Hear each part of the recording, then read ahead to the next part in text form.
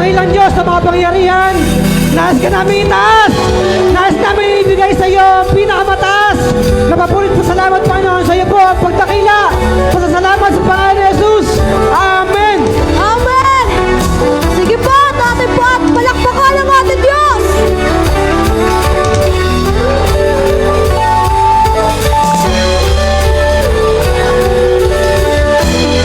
Let's sing! No one else can love you like I love you, Lord. 'Cause I was made unique in your heart. I was made to bring you joy. No one else can love you like I love you, Lord. 'Cause I was made unique in your heart. I was made to bring you joy. Now I have a purpose. Now I have a destiny. You made me for your glory. You made me for your glory. Now I have a purpose. Now I have a destiny. You made me for your glory. You made me for your glory. Amen. Sige po, before we continue, sino po nakakaalam kung ano yung sineselebrate natin sa umagang ito?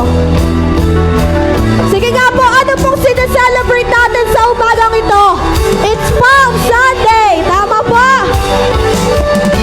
Ito po yung kino-commemorate natin, yung pagdating ng ating Diyos na tagapagligtas. Amen? Ito po yung pagpasok ng Panginoon sa buhay natin sa Jerusalem ng ating Diyos na mapagmahal. Amen?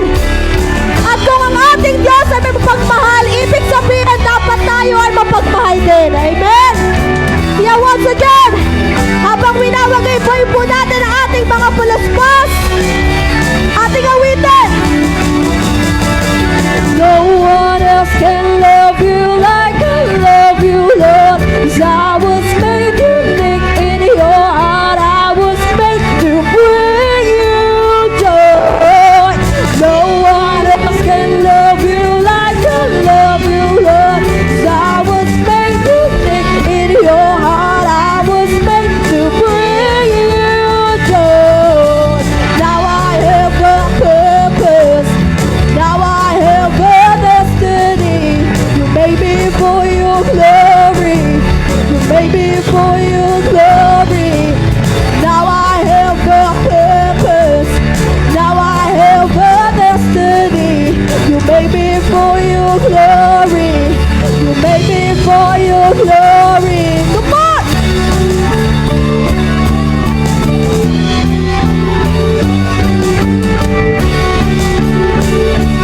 Again, let's sing no one else. No one else can love you like I love you, Lord. 'Cause I was made unique in your heart. I was made to bring you joy.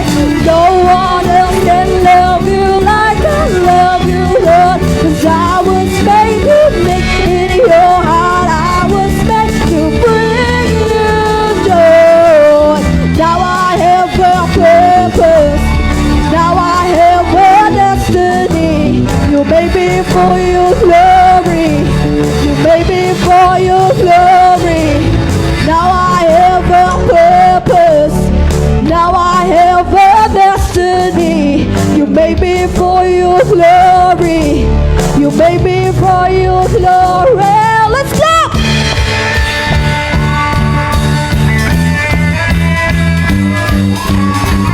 Come on, I know we can clap louder than that!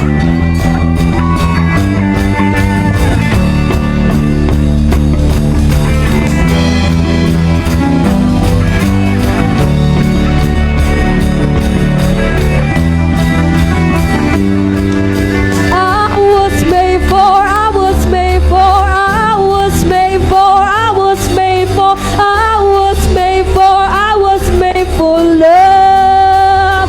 Sabihin natin sa katabi natin. I was made for, I was made for, I was made for, I was made for, I was made for, I was made for love. Sa mga nasa kaliwa, I was made for, I was made for, I was made for,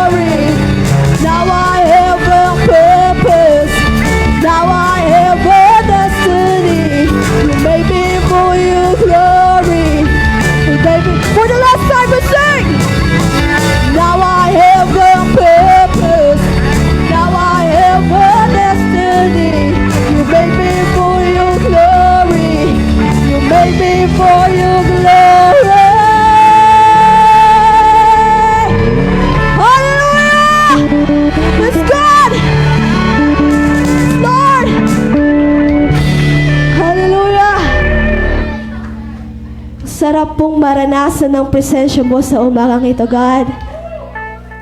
Ang sarap pong isipin na hindi lang po namin kino-commemorate yung pagpasok mo, kundi Lord, nararamdaman din po namin as we celebrate na dumadating ka po sa lugar na ito, pumapasok ka sa buhay namin at naghahari ka, Panginoon, sa puso ng bawat isa. Yes, God. Right now, God, sa pagdating mo, pagpasok mo, O God, gusto ka po namin i-welcome na mataas ng pagsamba, ng mataas na papuri, ng pag-awit, ng pagsayaw, ng pagpalakpak, ng pagsigaw, O God. Dahil, Panginoon, sa nararanasan naming presensya mo, never namin naramdaman na may kulang sa buhay namin, O God. So Lord God, as we experience your presence at this moment, O God, huwag mo pong hayaan na umalis ang bawat isa nang hindi ka nananahan sa puso namin, O God. Because we believe, kung nasan ang presensya mo, nandun ang joy. Kung nasan ang presensya mo, nandun ang kagalingan. Kung nasan ang presensya mo, nandun ang pagpapala. Kung nasan ang presensya mo, nandun ang miracles, O God. Kung nasan ang presensya mo, nandun ang kabuuan. Kaya Lord God, maghari ka po sa lugar na to. Panginoon, iparanas mo ang iyong banal na presensya. Let your Holy Spirit blow in His place, O God. Yes, God.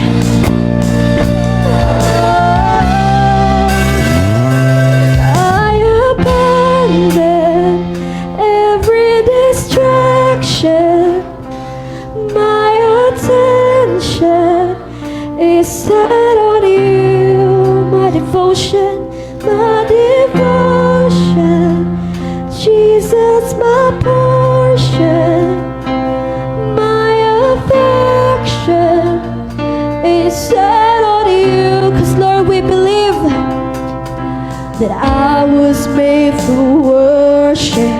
I was made for your embrace. Yes, God, we were made to worship you. I was made to worship. I was made to bless your name. Everybody sing.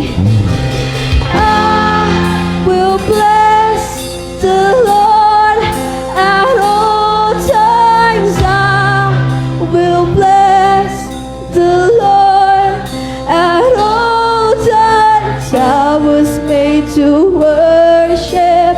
I was made to bless your name.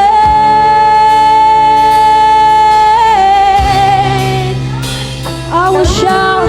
I will shout your praise forever. I will shout your praise forever. I was made to worship. I was made to bless your name.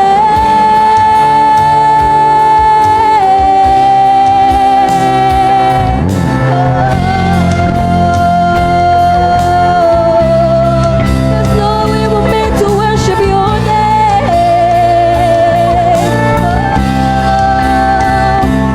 Captivated by your goodness, overwhelmed by your majesty, swept away in your holy presence, giving over all of me. 'Cause Lord, we believe I was made to worship. I was made for your glory. Yes, Lord, we were made to worship. I was made to worship. I was made to bless your name.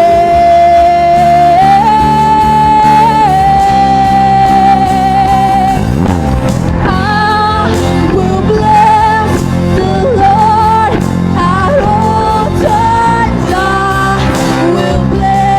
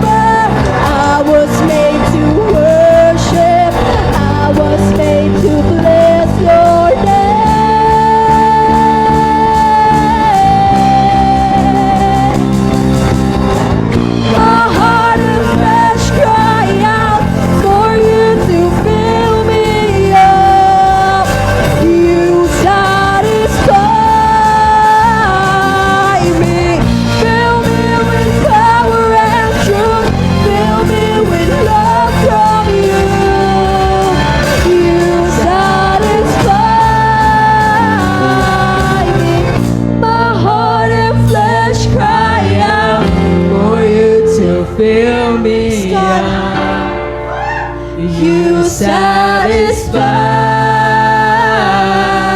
me. Fill me with power and truth. Fill me with love from you. 'Cause Lord, you satisfy me. My heart and flesh cry out for you to fill me up. You satisfy me. Fill me with power and truth. Fill me with love from you. You satisfy. I will bless the Lord at all times. I will bless the Lord at all times. I was made to worship. I was made to bless your name. We will shout. I will shout your praise forever. I will shout your praise forever. I was made to worship. I was made to bless your name. Let all the voices sing. I will bless the Lord at all times. I will bless the Lord at all times. I was made to worship. I was made to bless your name. God, so we will shout your praise. I will shout your praise forever. I will shout your praise forever. I was made to worship. I was made to bless your name. We will bless, we will bless. I will bless the Lord at all times. I will bless the Lord at all times. I was made to worship. I was made to bless your name.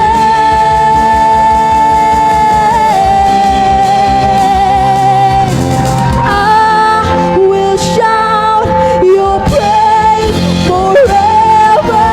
I will shout your praise forever. I was made to worship. I was made to bless your name. My heart and flesh cry out. My heart and flesh cry out for you to fill me up. You satisfy me. Fill me with power and truth. Fill me with love from you. You satisfy me. My heart and flesh cry out for you to fill me up. 'Cause Lord, you satisfy me. Fill me with power and truth. Fill me with love from you. You satisfy me. Yes, Lord. With your presence this morning, Panginoon, we were satisfied, Panginoon. We were complete. We are healed. We are overjoyed, oh God. Yeah, Lord God, before we close this song, oh God, sige po, before we close, pwede po ba nabigyan muna natin ng moment ang Lord na kung saan iwawagayway natin yung hawak natin mga panyo, yung hawak nating mga palaspas, while shouting praises, lahat ng papuri ay bibigay natin sa Panginoon. Amen? Okay, let's do it in count of 1, 2, 3. Yes, Lord God! Hosanna!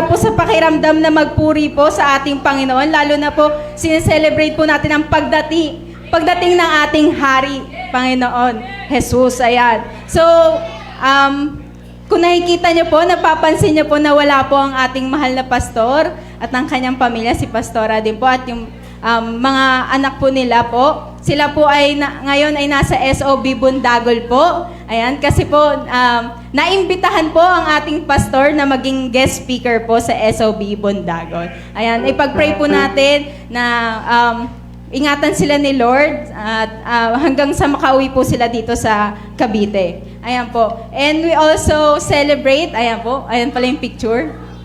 Ayan, na guest speaker po si Pastor sa SOB Bondagon. At ngayon din po, nagse-celebrate din po tayo ng mga celebrate po ng kanilang kaarawan at wedding anniversary. Ayan.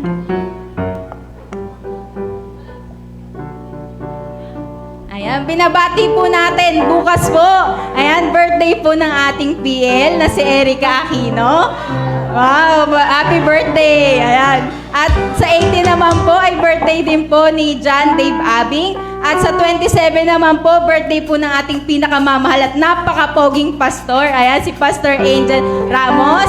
At ka-birthday niya din po si Michael Angelo Abing. At wala daw pong nagse-celebrate ng wedding anniversary. Kaya po batiin po natin ang mga nagse-celebrate po ng kanilang birthday. Happy birthday to you. Happy birthday to you. Happy birthday, happy birthday, happy birthday to you. Again, maligayang bati po sa lahat ng nagdiriwang ng kanilang mga kaarawan. And declaring po na super abundant grace po sa buhay po ninyo. And also, we continue to pray po for healing sa ating prayer list. Ayan po. Patuloy pa rin po nating ipag-pray po yung mga may karamdaman po. Ayan. And kakatapos lang din po ng operation po ni Sister Yvonne. Ayan. Pag-pray po natin yung fast recovery na po. Ay, ganun din po si Lucas po. Baby Lucas po, nakalabas na din po ng hospital. Thank God po. Dahil there is power po talaga sa prayer. Kaya po pinagpapasalamat po natin lahat po ng nag-i-intercede po. And for additional announcement po, ayan po, wala pong klase po ang SOL. Ayan. At ganun din po, bago po i-announce yung iba pong announcement, pwede pong panoorin po muna natin tong video to.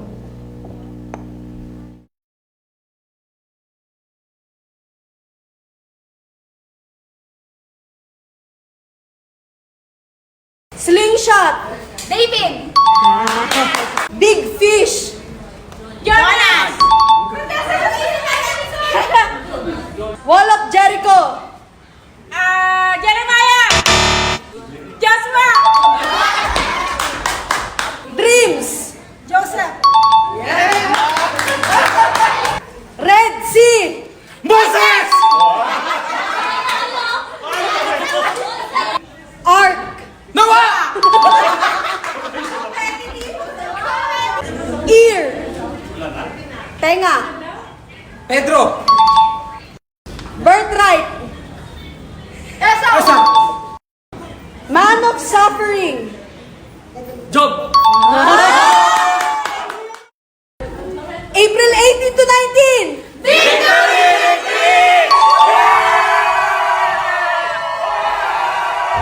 So alam naman po natin na darating na po next week po, during Holy Week po natin, tayo po ay merong Victory Retreat! Ayan, be excited po sa lahat po ng mga delegates at isama din po natin sa prayer po ang ating Victory Retreat po. Kaya po, nagpapasalamat din po tayo sa mga nagsisid po. Ayan, kung pwede nyo pong dalawin po sa taas po yung ating pagawain po sa rooftop. Ayan. At kung may nakikita po kayo na pwede pa pong i-improve, pwede po tayo mag-contribute po. Open na open po for contribution po ang ating church po para po sa ating pagawain. At lalo na po alam po natin na gagamitin po natin to sa darating po nating encounter retreat. Alam niyo naman po, napakainit po ngayon. Kaya po mahalaga po talaga na meron pong bubong po sa taas po natin. Dahil po doon po magluluto yung mga masasarap po nating magluto na kitchen. Ayan. Kaya po, nagpapasalamat na din po tayo sa mga nagtatapat po ay nagbibigay po. At ganun din po, isama na din po natin kasi po meron pong ano yung proceeds, tama po ba yan? Para po sa SOB Tansa po, para sa mga nagde-delegates po. Ayan, pwede po kayong lumapit po kay Timaria para po umorder po ng chili oil. Ayan, chili garlic oil. Ayan po, proceeds po yan para po sa mag-encounter po, this encounter retreat po. Ayan. Kaya po, at kung maubos naman po, pwede din po kayo magpa-pre-order din po. Ayan. Salamat din po sa mga sponsors po natin ng Victory Retreat. Nagbibigay po. Alam po natin na yung pagbibigay po natin ay makapagbabago po ng buhay po ng mga tao. Ayan. At lalo mapalapit po kay Lord. Masimulan po nila yung encounter nila sa sarili nila and lalo-lalo na po ma-encounter nila si Lord. Ayan. At another part din po ng ating worship is forgiving po natin. At isa po ito sa mga challenging na part, ayan, ng ating worship. Lalo na po para sa akin. Kasi po meron po akong sense of entitlement. And lagi ko sinasabi na itong perang to, hard work ko to eh. Ako naghirap dito eh. Ang hirap ibigay kay Lord. And also, deserve ko to eh. Itong perang to, pag sumeldo ka, akin lang to. Kasi deserve kong bumili ng mga bagay-bagay. At isa sa dahilan ko kung bakit nahihirapan akong ano. Kasi gusto ko, yung pera ko, ito yung magiging dahilan para sumakses ako eh. Ayan. Para sumakses, para mabili ko itong mga ganito, makapag-business ako. Pero, I should always remind, basta nila-remind ko lagi yung sarili ko na I do not own anything dito sa mundong to, but I owe everything to God. Lahat ng strength ko, ng wisdom ko na nagagamit ko sa trabaho ko, and yung mga blessings na to ay galing kay Lord. Kaya ngayon, di na ako nahihirapan na magbigay para kay Lord, yung tithes ko, yung offering ko, and yung pledges ko para kay Lord. Because when I put my heart sa worship na to, sa part ng worship na to, ng gratitude ko, ng trust ko, ng obedience ko kay Lord, hindi na ako nahihirapan. And I always remember tong verse na to sa Psalms chapter 9 verse 1. Ayan. Ayan po, yung aking verse sa Psalms chapter 1 verse 1, 9 verse 1, I will praise you, Lord, with all my heart and tell about the wonders you have worked for. So sa ating pagbibigay po, because yung success natin, yung hard work natin, ito ay yung praises natin at testimony natin kung gaano ba kabuti ang Lord at yung grace niya sa buhay natin. Kaya po, magbigay po tayo ng may kagalakan.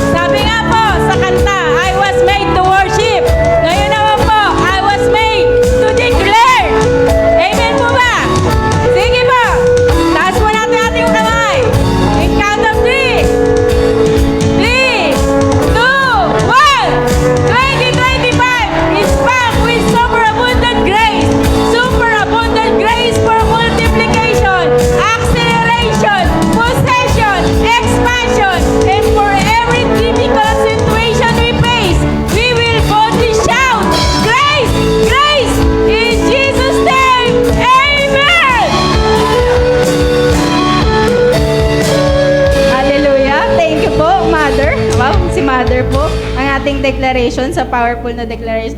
And alam naman po natin, ayan po, na wala po ang ating pastor. Kaya tayo po ay nagsugo po, ayan, ng guest speaker din po natin. So, galing pa po. malayo-layo pa po, galing pong Kaingin. Ayan. So, and also po, she is a part po ng ating SOBGMA outreach po. Ayan. At napakaganda at pinakamamahal na asawa ni Brother Albert Dumangon. Ni Pastor Aris, soon to be pastors din po. Ayan, hinihilot daw. Ayan, soon to be servants of God na ipapadala po. Pwede pong dito. Ay, at pwede din po sa GMA. Ayan. So, hindi po natin alam at possibilities po. Ayan. Pag si Lord po yung nagpadala, wala po tayong kawala. Tama po ba? Ayan. So, let us welcome po our guest speaker po, Sister Lala Dumangon.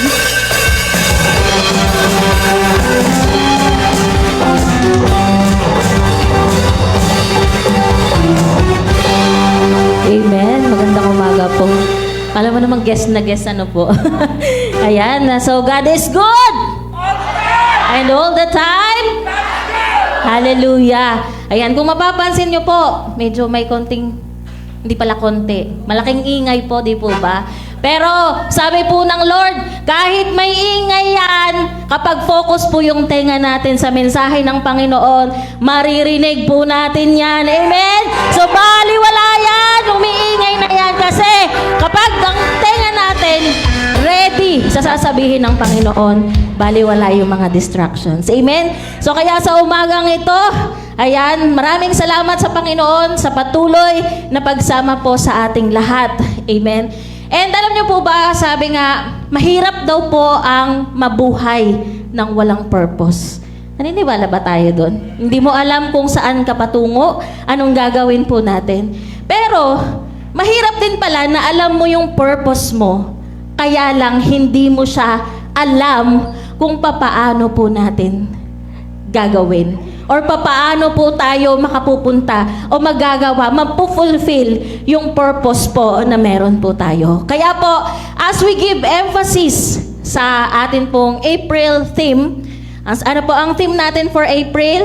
Fulfilling. So, fulfilling the ultimate purpose. Kaya po yung title po natin ngayon ay, so yung title po natin, sabi po dyan, April Fools.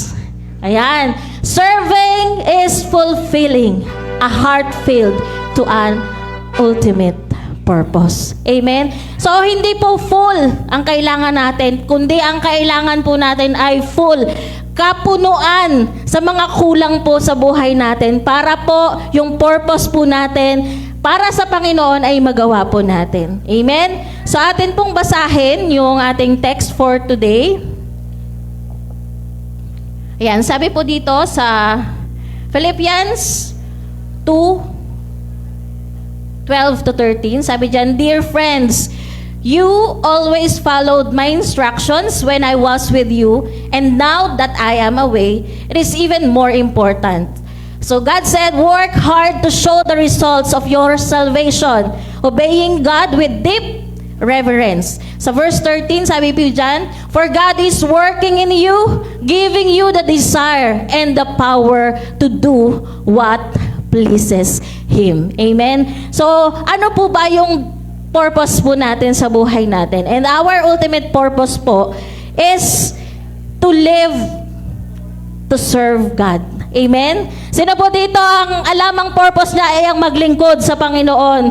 Amen? And ang bukod sa maglilingkod, syempre, mag-glorify po natin ang ating Panginoon. But as we try to live or to do our purpose in life, sabi, mahalaga ang posisyon po ng puso po natin. So kahit po gaano ka katalentado, talentado po, hindi tarantado, no? Gaano ka katalentado, gaano ka man kagaling, na-recognize ka man na ikaw ang pinakamatalino, pinakamagaling sa mga areas na meron ka sa buhay mo. Pero kapag ang puso mo, walang humbleness, walang humility, walang willingness para maglingkod sa Lord o magawa yung purpose ni Lord, baliwala po lahat ng galing po natin. Amen? So kaya dapat kung may galing tayo, sabi nga po ni Teacher Hannah, may galing tayo, pero we should owe everything to God, na kung saan ang Diyos po ang nagbibigay ng talino, ng talento sa bawat isa po sa atin. So sabi nga po sa 1 Chronicles 28:9, the Lord searches all hearts and understands all intent of the thoughts. If you seek Him, He will be found by you. So sa atin pong pagbibigay or pag-fulfill ng purpose po para sa ating Panginoon, sabi ko nga po kanina, mahalaga ang posisyon, mahalaga ang kalagayan ng puso ng bawat isa. Amen? So, sabi dito, what's your motivation in serving God? So, dapat motivated tayo kapag tayo po ay naglilingkod sa Panginoon. So, una, sabi dyan, we must be filled with gratitude for God's grace. So, lagi po sinasabi, this is the year of superabundant grace. Amen? Sabi nga po, kahit wala ka daw gawin, pagpapalain ka ni Lord. And that's grace. Amen?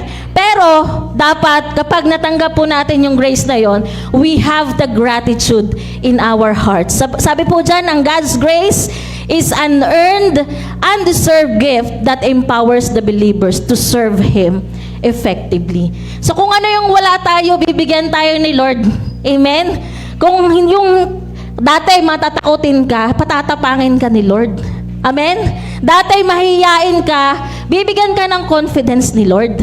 Amen? Kasi, pero dapat meron tayong gratitude sa puso natin. So ano ba yung mga grace na binigay po sa atin ni Lord? Kagaya ng salvation, yan, wala po yung katumbas na kabayaran sa buhay po natin. Kung milyonaryo ka, makakabili ka ba ng salvation? Hindi po. Kahit ibigay mo ang milyon-milyon mong pera, hindi po natin mararanasan ng salvation. Spiritual gifts. Marami po tayong mga regalo na gustong matanggap. Amen? Mga mamahaling bag, sapatos, damit, bahay, lupa, sasakyan na mamahalin. Pero ang walang katumbas na gift o regalo na bunga ng grace ni Lord sa buhay po natin, yun yung mga spiritual gifts na ibinibigay niya sa bawat isa na ginagamit po natin to give glory to His name. Amen? Of course, we have the talents. We have the skills. Amen? So kung dati sinasabi mo pang CR ka lang, pang bahay ka lang, pang kusina ka lang, hindi po. You can do more than that. Dahil si Lord po ang magbibigay sa atin ng kakayahan para gawin, ma-fulfill yung purpose po natin sa buhay. Sabi nga po kanina sa verse natin, sa verse 12, Dear friends, you always followed my instructions when I was with you, and now that I am away, it is even more important. Work hard to show the results of your salvation, obeying God with deep reverence and fear. So dapat, let us bring grace to life. Hindi pwedeng yung grace na natanggap mo, natutulog lang sa'yo. So dapat we have to put it into action. Amen? Dapat ipakita ng tao na ikaw, pinagkalooban ka ng biyaya. Pinagkalooban po tayo ng grasya ng Panginoon. Hindi pwedeng nakatanggap ako ng grace, then you keep quiet. Nandiyan ka lang sa sulok. Hindi ka mag-testify, hindi mo sasabihin ang kabutihan ng Diyos sa buhay mo. Hindi po yun ang gusto ng Panginoon. Ang gusto ng Diyos, let us bring grace to life na makita at maranasan din ng ibang tao yung grace na naranasan po natin. Amen? So sabi nga po, gratitude helps us acknowledge that everything we have is a gift from God. Amen po ba? So kapag meron po tayong gratitude, pasasalamat sa puso po natin, lahat ng meron tayo, dapat alam natin na yun po ay galing sa Panginoon. Pangalawa, it strengthens our faith. So when we are grateful, we are more likely to trust God, His goodness and provision, even in difficult times. Amen? So kapag po tayo ay may gratitude, napapalakas po yung pananampalataya natin. Amen? Na kayang gawin ni Lord yung ginawa niya dati. Kung niligtas ka niya dati, ililigtas ka niya ulit. Kung nag-provide po siya dati, magpo-provide po ulit siya sa iyo ngayon. Amen? It strengthens our faith. And kapag ka po matatag at malakas ang ating pananampalataya sa Panginoon, ibig sabihin, we will praise Him, we will acknowledge Him. Hindi lang sa magandang sitwasyon ng buhay po natin. Kahit po sa mahirap na sitwasyon ng buhay. Dapat i-acknowledge po natin ang ating Panginoon. Pangalawa po, gratitude motivates service.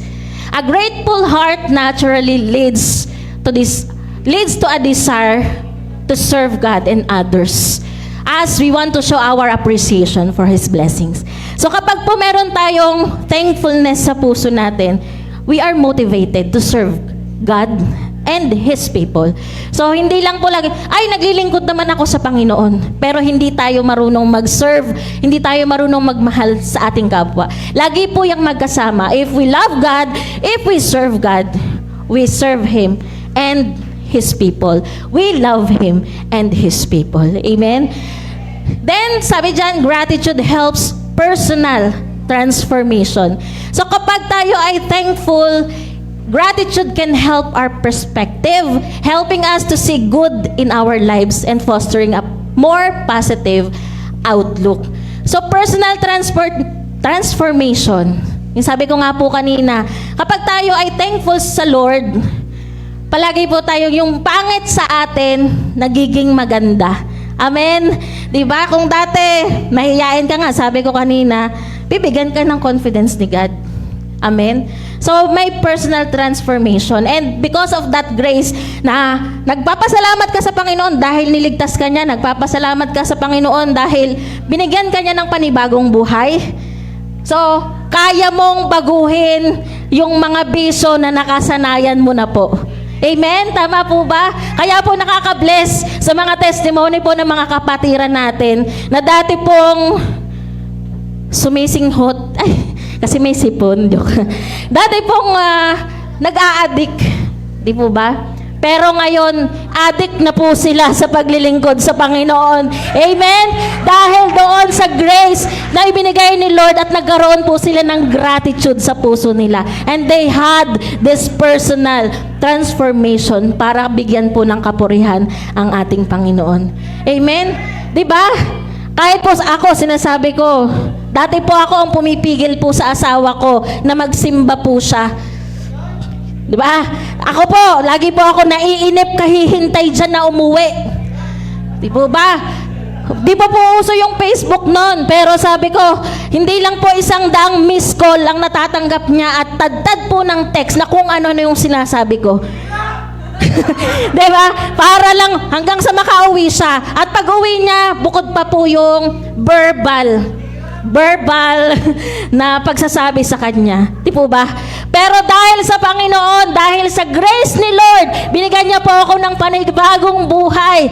Nagkaroon po ako ng personal transformation. At naniniwala ako, kung ganyan ka rin ngayon, kung meron pa tayong mga pangit na kailangang ayusin sa sarili natin, let us, God, fix us. Amen? Hayaan po natin si Lord na mag-fix sa atin sa pamamagitan ng pagkakaroon po ng thankfulness and gratitude sa puso po natin. Amen? So sabi nga po ito, to be grateful is to recognize the love of God in everything. And all things give thanks. Sabi, sa lahat ng meron tayo, pasalamatan po natin ang ating Panginoon. Palakpakan nga po natin ang ating Diyos na buhay. Hallelujah. Thank you, God, for the gratitude. Thank you for the transformation. Yes, Lord. Pangalawa, syempre, kapag po magpo-fulfill tayo ng isang purpose, we must be filled with love. Karaniwan na po natin yung naririnig. Bakit palaging love? Importante yung love. Sabi dyan, love is the central to serving God. Kasi kung wala po tayong pagmamahal, hindi po tayo magkakaroon ng totoong service or serbisyo para sa Panginoon at para sa tao ng Panginoon. True service stems from a genuine love for God, not obligation or duty. Hindi mo mahal yung katabi mo dahil obligasyon mo, kundi dahil mahal mo ang Panginoon. Amen? Hindi mo mahal yung asawa mo, hindi mo mahal yung anak mo dahil obligasyon mo, kundi dahil sa pagmamahal na meron po tayo sa puso natin na ibinigay po ng ating Panginoon. Amen? So sabi dito, God has put His love into our lives by pouring His Spirit into our hearts. So when we desire to love Jesus more, we are not limited to loving Him out of our own small affection, but we can love Him with the abundant love that He freely gives. Amen? So yung pagmamahal na meron tayo, palaguin po natin yan. Kasi si Lord po nagbigay ng love na yan. Kung hindi natin naramdaman na mahal po tayo ng Panginoon, hindi po tayo makapagbibigay ng pagmamahal sa iba. Amen? So the true motivation of serving the Lord is love. Without love, the ministry is simply a job or something to do, something to get done. Sino po dito ang part ng ministry ni Lord? Amen. So, kapag daw walang pagmamahal, ang ministry daw, para lang daw po siyang isang simpleng trabaho. Isang simpleng bagay na kailangan nating gawin. Parang required ka, kailangan mo itong gawin. Pero, kapag may love ka sa puso mo, kahit mahirap maglingkod. Totoo po yun, mahirap maglingkod. Marami po tayong kailangang extra effort and sacrifice na kailangang ibigay. Pero hindi po alintana yun ng mga naglilingkod sa Panginoon because they have love in their hearts. Amen? Hallelujah. Next, sabi dito, the love of God is the very glue that holds our relationship together. So kahit may makita po tayong hindi maganda sa kapwa natin, sa katabi natin, still, mahal po natin yan. Bakit po? Because we have the love of Christ. We have the love of God that holds us together, our relationship together. So growing us in grace, extending our hearts toward Him and towards others. Then love makes us steadfast. So being steadfast means persisting in love and in good deeds, even when it seems pointless or difficult. Being steadfast, magiging matatag, di po ba? Yung kailangan po nating panghawakan yung pagmamahal na kahit minsan pointless na. Naranasan nyo na po yun? Yung parang wala naman yatang patutunguhan tong pagmamahal na binibigay ko. Pointless. Parang hindi naman na-appreciate yung love na binibigay ko. Naramdaman na po ba natin yon? Yung parang minsan gusto na lang natin tumigil magmahal. Gusto na lang natin tumigil na hindi gawin yung isang bagay. Kasi napapagod na tayong magmahal. Pero sabi ng Lord ngayong umaga, kailangan nating maging steadfast dahil dun sa pagmamahal na ibinigay po niya sa atin. Yun po yung fuel natin. Bakit tayo nagpapatuloy magmahal? Bakit po tayo nagpapatuloy na maglingkod kahit na mahirap? Amen? So, may mga kapatiran po natin na malalayo. Mula sa ibang lugar, meron tayo from Naik. Minsan, kapag galing sa Naik, traffic pa po yan. Pamasahe mo nila, magpa-practice ng Sabado, magsisimba ng Linggo. Ganon din, meron tayo from Gentry, meron tayo from Wawa, malalayong lugar. Pero, nandito po sila. Bakit? Kasi may pagmamahal po sila sa Panginoon. May pagmamahal po sila sa simbahan ng ating Diyos. Amen. At makikita po natin kahit minsan gabing-gabi na katuwang po sila ng ating mga leaders, katuwang sila ng ating mga pastor sa kung paanong improvement po ang gagawin natin sa ating simbahan. And that is love. Na kahit mahirap, magtatrabaho tayo ng walang bayad. Sa trabaho nga, sinasabi natin pag inutusan, bakit ako? Hindi ko naman trabaho yan. Bakit sa akin kaya pinapagawa to? Hindi ko naman trabaho yan. Hindi naman pang ganyang trabaho yung may bayad sa akin. Ito lang yung binabayaran sa akin. May ganun tayong minsan sa trabaho. Pero kay Lord, kahit nagtrabaho tayo ng walang bayad, okay lang. Minsan nga, sila na yung napapagod, sila pa yung nagpapamerienda. Bakit? Kasi mahal nila ang Panginoon. Hallelujah! Mahal nila ang mga tao ng Panginoon. Akala nyo po ba sa life group meron niyang budget po ang mga mentor na nanggagaling sa simbahan? Wala po. Ayan po, kanya-kanyang bunot po yan ng mentor po ninyo. Amen? Kaya salamat po sa mga mentee na marunong din tumingin at nagmamahal sa kanilang mentor na, mentor, ngayon ako naman, mentor, magsishare ako. Kasi mahal ko ang Panginoon, mahal ko ang gawain ng Diyos. Amen? So, minsan may mga mentor din. May mga pastor. Si pastor, naranasan na din po to. Yung nagmahal, nasaktan, at iniwan. Di po ba? Ba, ang sakit po nun? Parang dati sa jowa, nagmahal ka, nasaktan, umiyak ka. Pero alam mo po yung pain, na mas masakit pala, yung nagmahal ka ng taong mahal ni Lord. Tapos, hindi ka pinahalagahan, binaliwala ka, tapos iniwan ka. Masakit po yun. Pero, yung mentor po ba sumuko? Yung mentor po ba hindi nagpatuloy? Hindi po. Yung mentor nandyan pa rin. Nagpapatuloy dahil sa pagmamahal nila sa Panginoon. Amen. So, hindi sapat na nadapa ka. Hindi sapat na nasaktan ka isang beses, dalawang beses. Bakit po? Dahil ang pagmamahal ng Lord, hindi lang isang beses, dalawang beses nating nararanasan.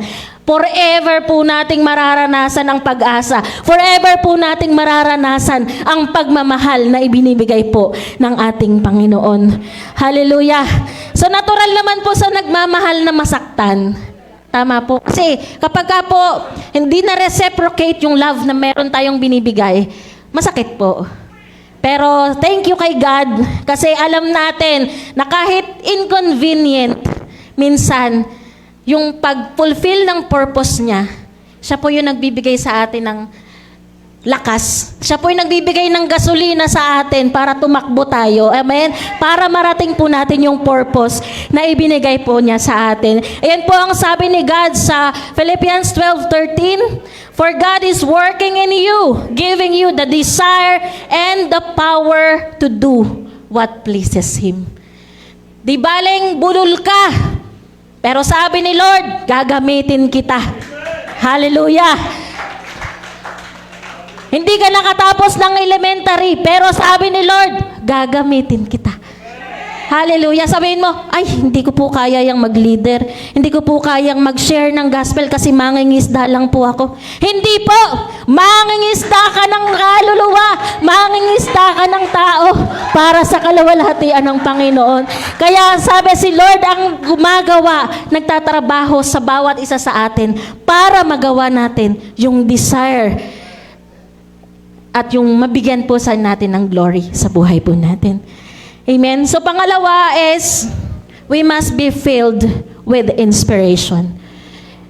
Actually, itong mga puntos pong ito is based on my personal testimony. Nasabi ko, hindi pala ako makakapagpatuloy sa Lord, sa gawain ng Panginoon, sa pag-fulfill ng purpose ni God, kung wala pala akong gratitude. Kasi naranasan ko na paano ako tinanggap ng Panginoon.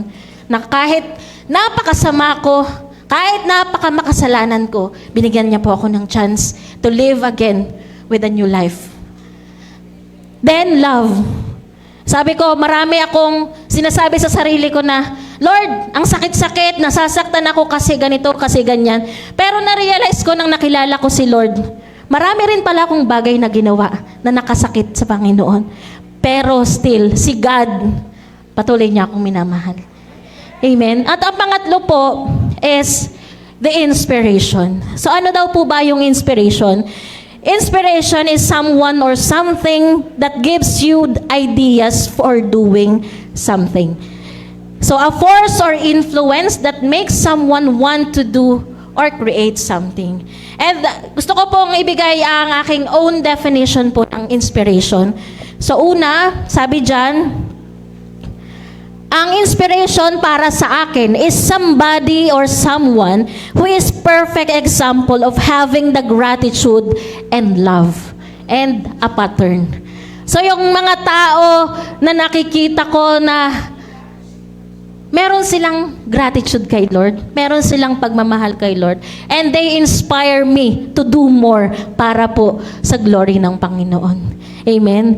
Pangalawa, who is showing perseverance and dedication in fulfilling God's purpose, proving that service isn't about pleasing people, but God.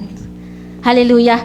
So yung mga tao na hindi sila nagtatrabaho, hindi sila naglilingkod para lang i-please yung tao, kundi para po i-please ang Panginoon. And someone who continues to tell that serving the Lord is rewarding and fulfilling in spite of hardships. So yung mga tao na continue sila nagsiserve kay God, kahit mahirap, kahit nahihirapan sila, kahit nasasaktan sila. And they inspire me. And let us be inspired with them also. Amen? Kasi hindi lang ang pagkabuhay natin sa mundong ito, hindi lang tungkol sa atin. Amen? Hindi lang tungkol sa ikaw yung masasaktan, ikaw yung kawawa, ikaw yung wala. Di po ba? Pero lahat ng yun si Lord na magbibigay sa atin.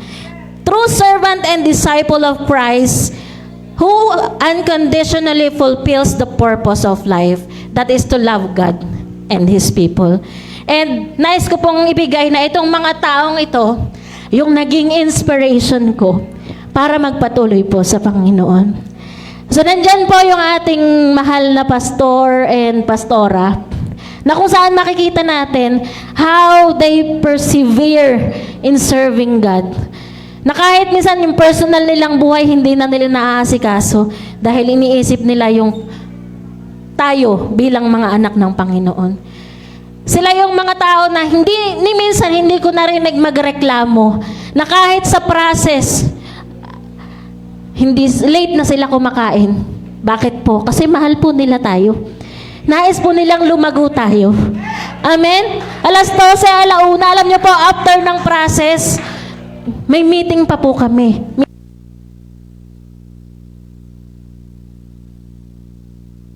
Hello? So minsan after meeting na po tayo, sila kumakain. Mga anong oras po yun? 2:30. Di po ha? Samantalang yung iba dito, isang oras kalahati lang na nakaupo, naiinip na. Meron ba? Wala, di ba? Kasi binago na po yun ni Lord. Amen? So, wala na sa mga anak ng Diyos na willing magpagamit kay Lord yung pagrereklamo. Amen? At sabi ko nga, grabe, nung una pa ako na nagli-leader, sabi ko, grabe naman to sila. Anong oras na hindi pa kumakain? Alas 2 na. Minsan, nung wala pong GMA, kahit alas 4, inaabot po kami ng meeting. Tapos hindi pa kami nagla-lunch minsan. Pero never po namin narinig si pastor at si pastora na silang nagreklamo. Kaya sabi ko, ay, parang nakakahiya naman. Nakakahiya na ako yung nagrereklamo. Samantalang itong mga to, si pastora, never po silang nagreklamo niyan. Kasi nandun po yung love nila. Para, ang gusto po kasi nila, umunlad po yung bawat isa po sa atin. Magabayan yung bawat isa sa atin. At magamit po yung bawat isa sa atin para ma-fulfill yung purpose ng Panginoon sa buhay po natin. And thank you, kasi through them, ayan, meron po tayo mga leaders. And makikita nyo naman po, yung mga leaders na meron tayo, dumaan po yan sa proseso. Hindi po yan basta pinatayo, hindi po yan basta sinabing ikaw leader ka na. May proseso po yan. And thank you kay God kasi yung mga yan nagpatuloy. Bakit? Kasi meron din silang tiningnan na inspirasyon sa buhay po nila. Meron po silang tiningnan na pagmamahal na naramdaman po nila mula sa kanilang mga mentors, mula sa kanilang mga pastors. Amen? Kaya po maraming salamat sa kanila na patuloy po na ginagamit ni Lord para ang bawat isa sa atin ma-fulfill yung purpose kay Lord. Sabi nga po, serving is fulfilling. Amen? Serving is fulfilling. Bakit? Kasi may mga tao na nadadala tayo para makilala si Lord at para maging closer sila sa Panginoon. Di po ba? So kahit minsan tinalikuran ka, iniwanan ka, pero fulfilling pa rin yung pagsiserve. Bakit? Kasi po, may mga tao pa rin na ginagamit tayo para madala natin sila sa Panginoon. Amen? Para makilala nila ang Panginoon at para sila maramdaman nila yung grasya na mula sa Panginoon. There are transformation in lives of other people. Hindi man lahat ng 10 hawak mo nagbago. Kahit isa nga dyan magbago. Fulfilling yon para sa isang leader. Amen? So kahit 10, isa nagbago, fulfilling yon. Pero mas fulfilling yon kung ang bawat isa magbabago. Magta-transform ng buhay dahil nais nilang makilala at mapalapit sa Panginoon. Pangalawa, others were able to know the purpose and desire to fulfill this purpose. So, hindi lang tayo yung nakakaalam ng purpose natin. Ginagamit po ang bawat isa ng Panginoon para malaman din ng katabi mo, ano ba yung purpose ko? Ano ba yung purpose niya? At papaano po natin matutulungan yung katabi natin, yung ka-life group natin, yung mentee mo, kapatiran po natin, na ma-fulfill yung purpose. Ako po, nabibless ako kay Ate Merlin. Tahimik lang po yan na naglilinis dito. Naglilinis, siya po yung nag-maintain ng church.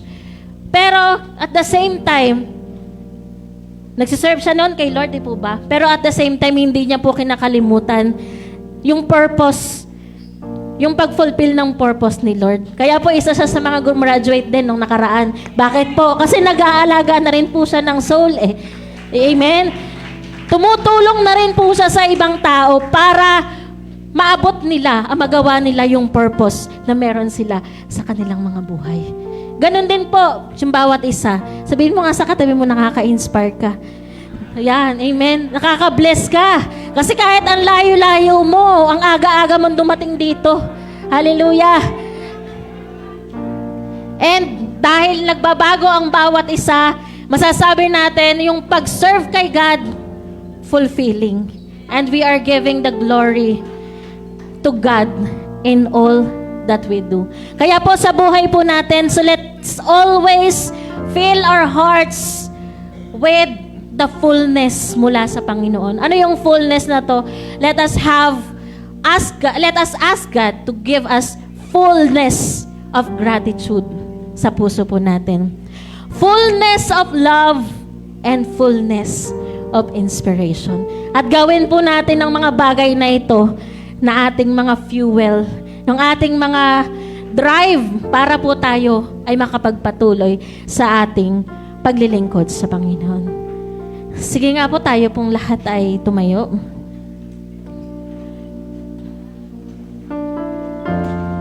Hallelujah. Jesus.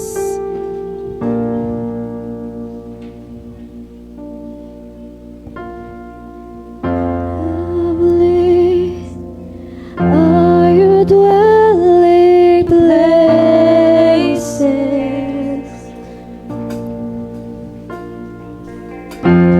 Thirsty, I come after you.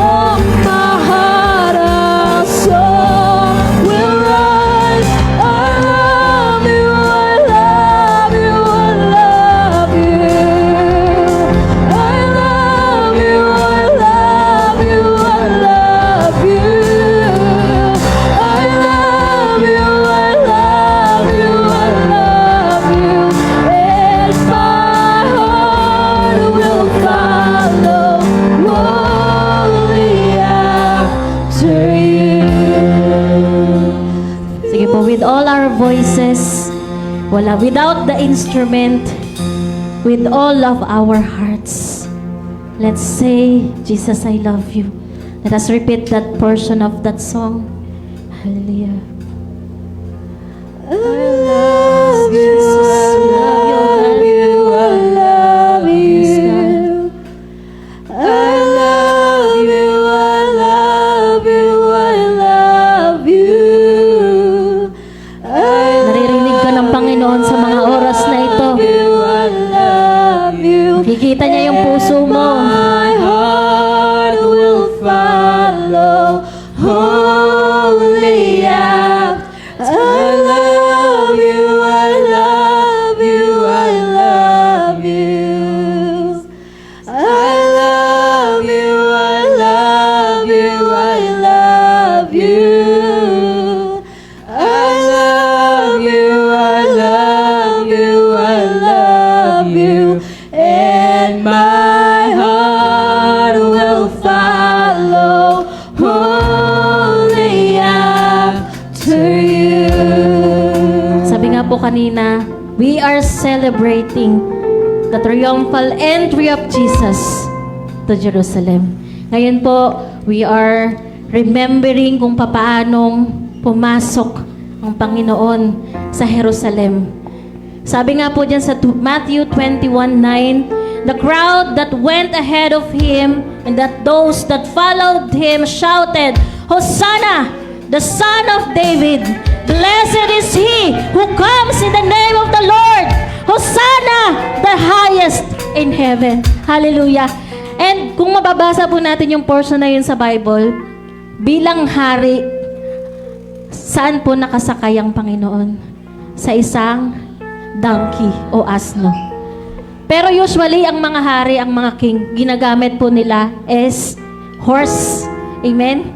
Pero, bakit po ito yung ginamit ng Panginoon?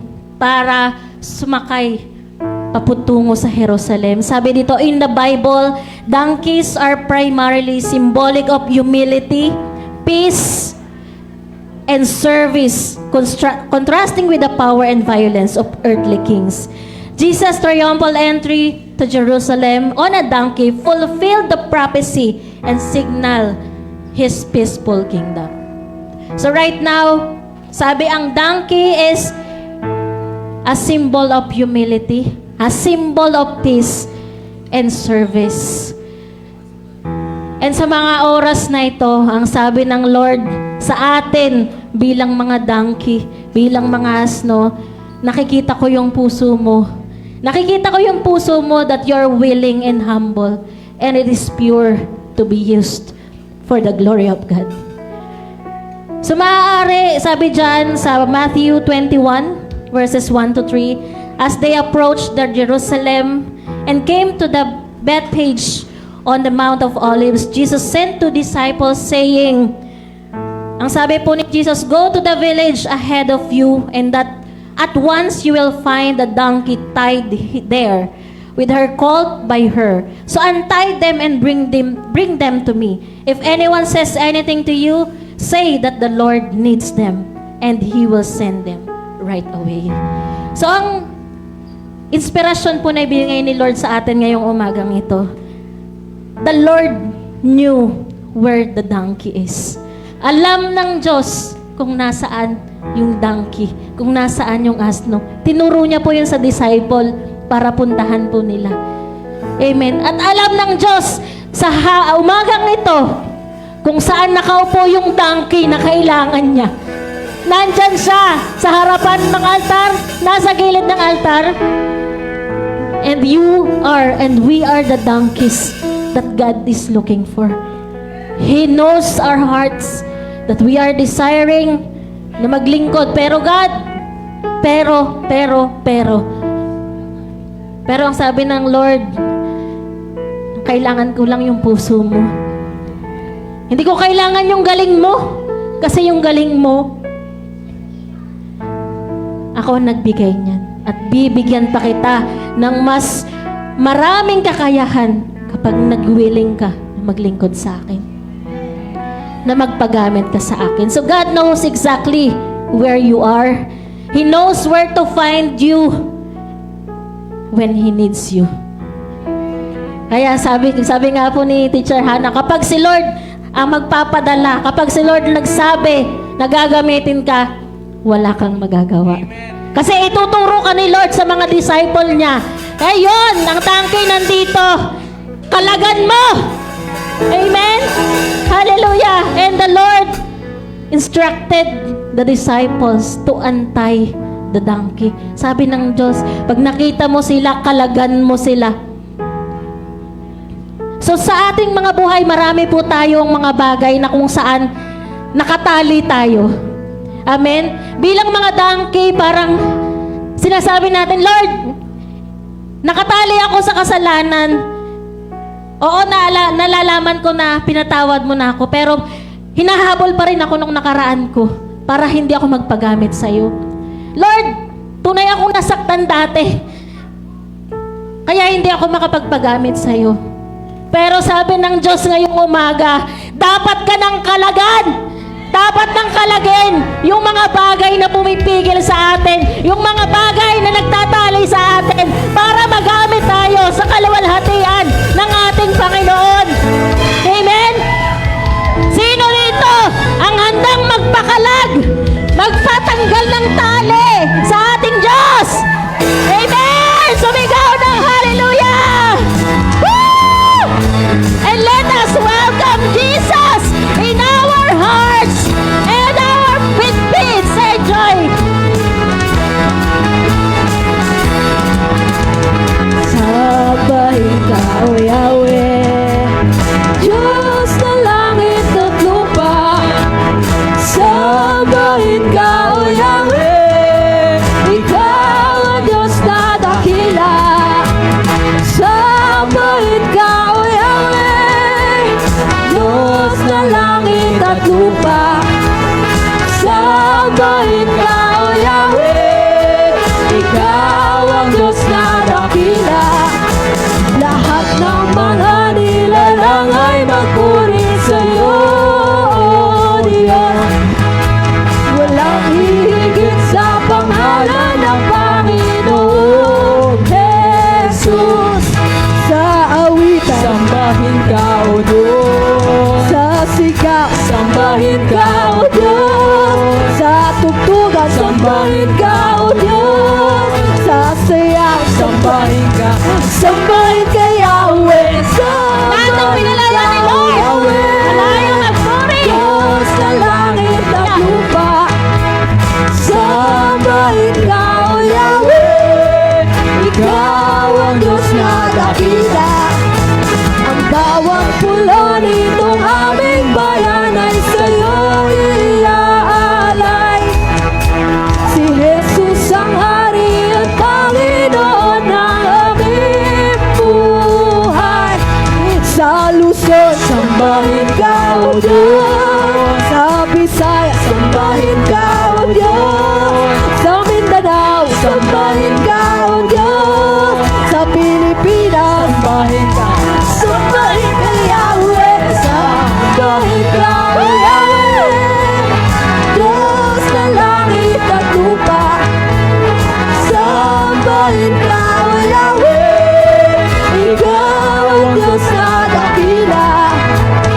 Sambahin ka, O Yahweh, Diyos na langit at lupa.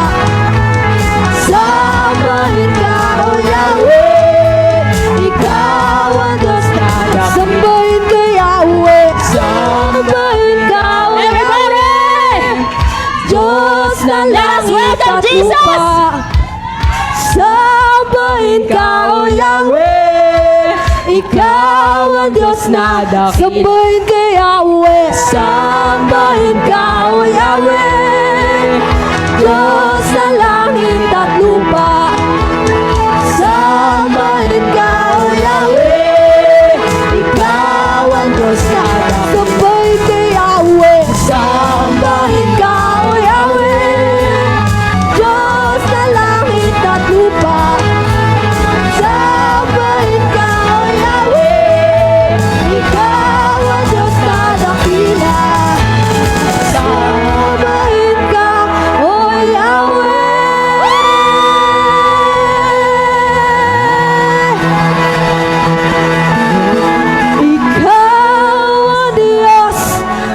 dakila.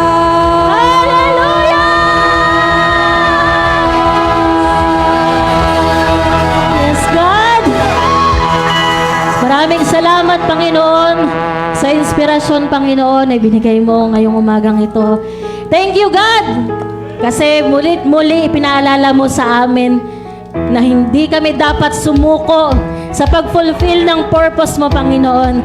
At alam ko, Panginoon, sa umagang ito, maraming donkey ang nakalagan, maraming donkey ang malaya na, maraming donkey, Panginoon, ang patuloy na magpapagamit sa iyo para sa greater glory mo, Panginoon. Kaya sa mga oras na ito, God, ikiniklaim po namin at tinatanggap namin ang super abundant grace na nagmumula sa iyo. Sa pangalan ni Jesus, ang lahat ay sumigaw ng